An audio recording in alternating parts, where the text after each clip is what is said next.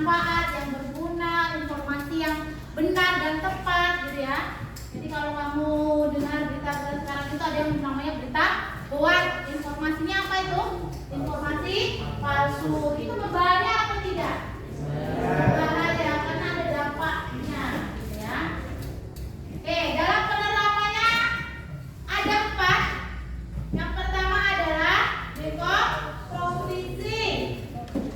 Apa itu? Memecahkan masalah. Yang kedua ada nation, itu pengenalan pola. Yang ketiga abstraksi. Yang keempat algoritma atau penyusunan algoritma. Di sini di dalam algoritma ini menyusun langkah-langkah sistematis untuk pengolahan data. Contohnya berikan data dari yang terkecil yang terbesar, seperti itu ya. Lalu hitung rata-ratanya. Jadi untuk pengolahan data itu sudah jelas kalau dia menggunakan penyusunan algoritma. Langkah-langkah penerapan dalam pengolahan data. Ada berapa langkahnya? Yang pertama apa? Apa yang kita lakukan? Mengumpulkan data. Nabila, yang kedua apa itu? Menyimpan data. Membersihkan data. Membersihkan data. Membersihkan data itu berarti menghapus data yang dianggap salah atau tidak lengkap atau tidak penting. Kemudian yang ketiga apa, Lek? Menyimpan data. Mano, yang keempat apa, Mano? Mengolah data. Mengolah data itu mengurutkan, menghitung, menganalisis. Kemudian kita menyajikan data. Menyajikan data itu bisa dalam bentuk tabel, grafik, atau diagram. Yang terakhir adalah mengevaluasi hasil. Bener nggak sih hasilnya? Cocok nggak? Sesuai atau enggak? Gitu ya. Itu evaluasi hasil. Evaluasi hasil itu sangat penting dalam pengolahan data. Untuk melihat apa? Valid tidaknya atau benar atau salahnya. Kemudian contoh penerapannya. Contoh penerapannya ini ada 3 dalam kehidupan kita sehari-hari. Apa, Faisal? Yang pertama? Sekolah. Sekolah. Apa biasanya kalau sekolah? Mengolah nilai ujian siswa untuk menentukan ranking. Mengolah ujian nilai siswa biar tahu urutannya keberapa, rankingnya berapa. Ngerti nggak sih? Apa itu yang kedua?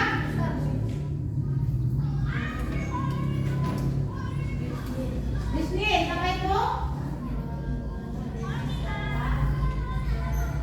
Penjualan bukan produk lain. Kamu pernah lihat Shopee tidak? Pernah. Di Shopee itu standar-standarnya tuh ada yang terbaru, terpopuler, terlaris gitu ya. Berarti kalau terlaris itu banyak yang ngambil atau enggak? Banyak yang ngambil.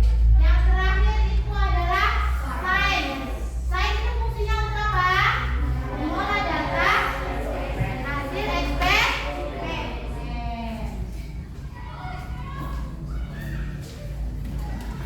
Berdasarkan sifatnya.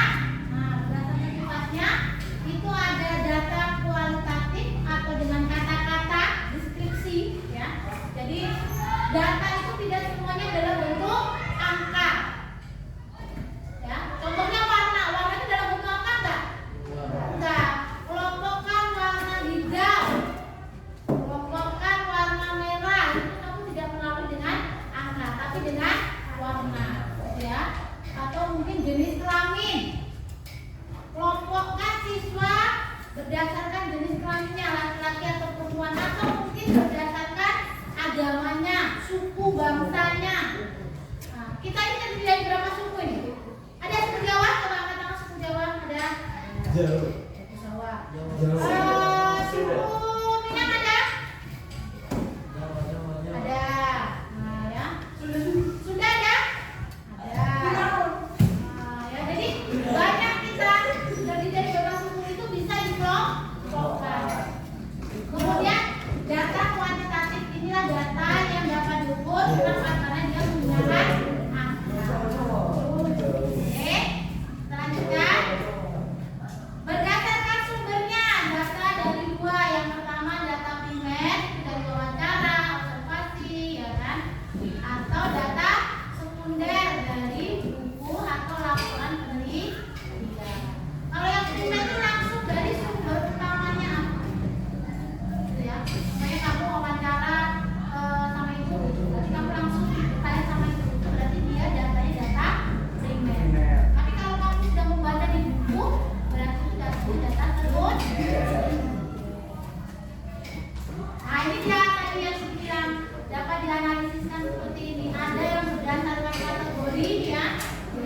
berdasarkan kategori, bisa berdasarkan jenis data.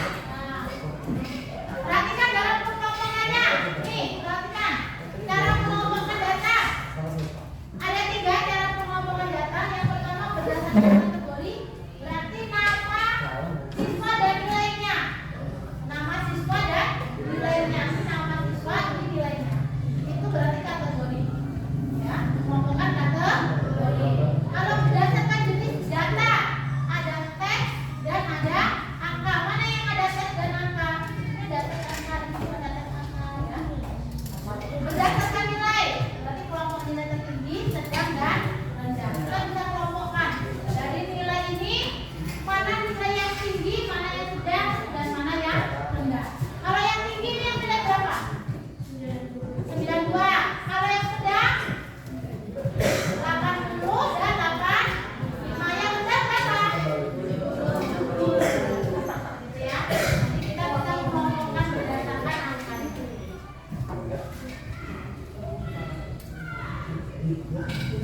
Manfaatnya, jadi ada pengolahan data itu manfaatnya ada.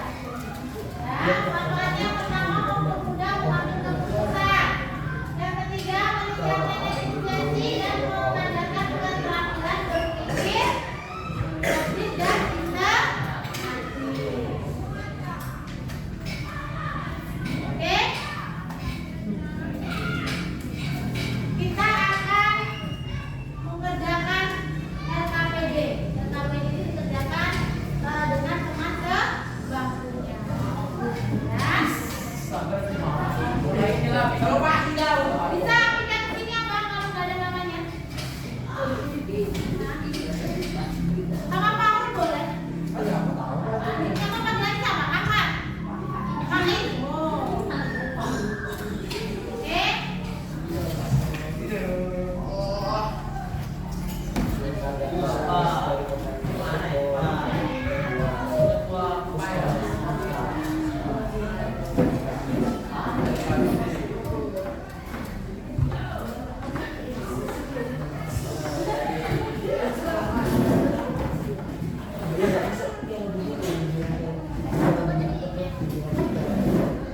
Kira-kira dari informasi yang disampaikan tadi ada yang mau ditanyakan? Tidak? Kalau ada yang mau ditanyakan silakan ditanyakan.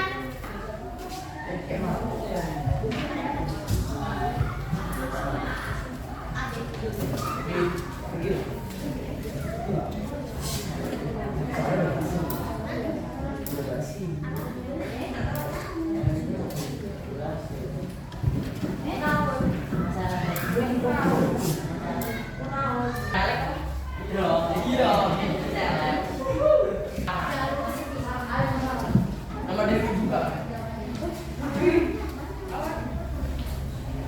Ya, ada namanya Alex di lembaga mereka tuh Rafa. Ya, Rafa ya. Apa tadi berapa? 60.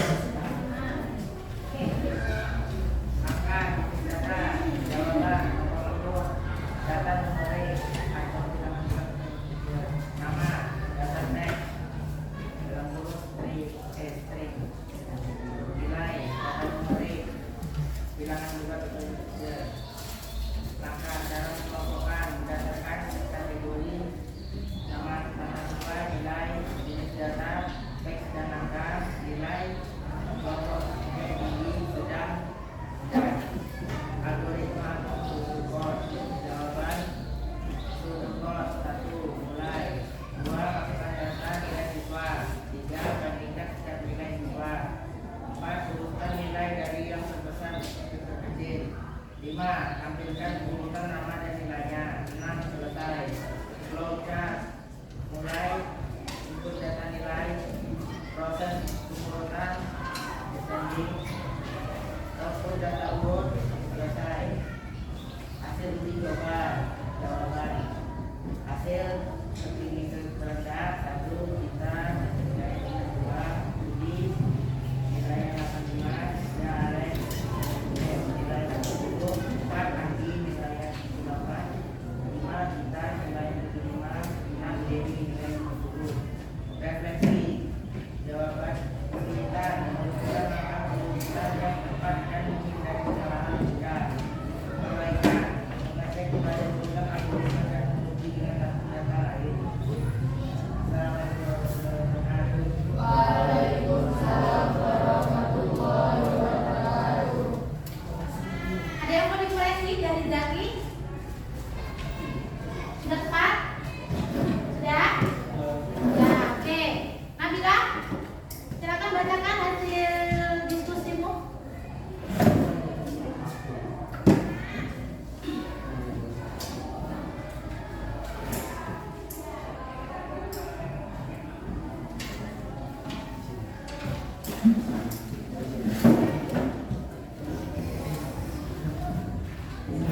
Iya. Assalamualaikum warahmatullahi wabarakatuh. Waalaikumsalam warahmatullahi wabarakatuh. Iya.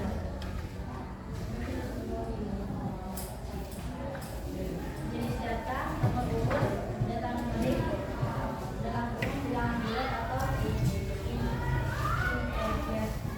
Nama, data teks, kurung, string. Nilai, data numerik dalam kurung bilangan bulat atau integer. Setelah mengelompokkan berdasarkan kategori, nama siswa, nilai. Berdasarkan jenis data, teks dan angka. Berdasarkan nilai, kelompok nilai tinggi, sedang, rendah. Algoritma atau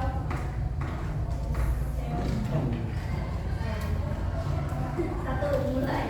2. Masukkan data nilai siswa. 3. Bandingkan setiap nilai siswa. 4. Urutkan nilai dari yang terbesar ke terkecil. 5. Tampilkan urutan nama dan nilainya. 6. Selesai. Lengkap atau deskripsi teks. Mulai, input data nilai, proses pengurutan atau descending, data urut, selesai. Hasil uji coba. Citra 2, uji 85,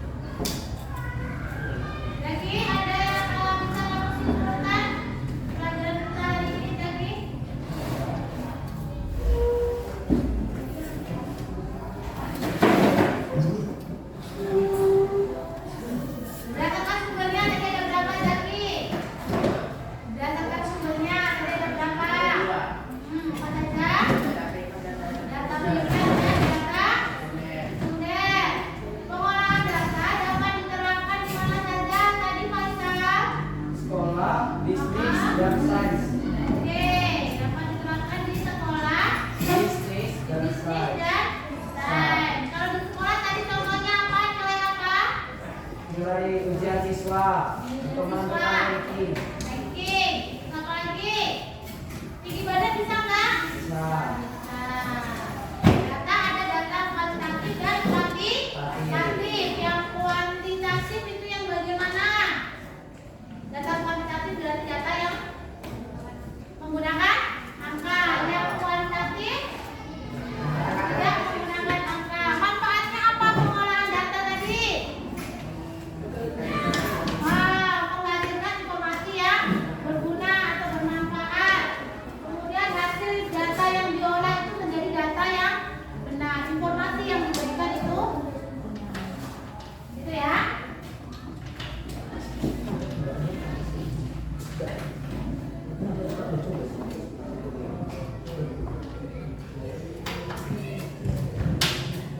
Oke, silakan kamu tuliskan di bukumu tentang refleksi pembelajaran hari ini.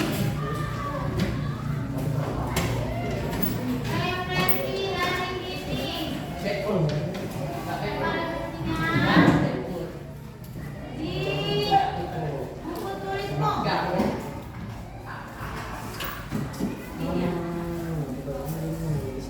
Apakah kamu senang belajar hari ini? Nah, tuliskan di bukumu. Ya. Ada di buku. Refleksi. Refleksi pembelajaran tanggal berapa sekarang?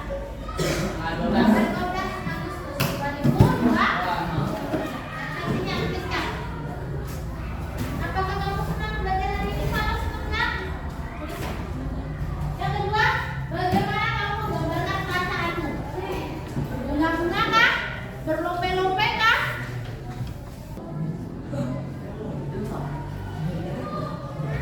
Nah, pertemuan yang akan datang, ya untuk pertemuan yang akan datang, informasikan. Silakan kamu mencari contoh pengolahan data di kehidupan sehari-hari. Di rumah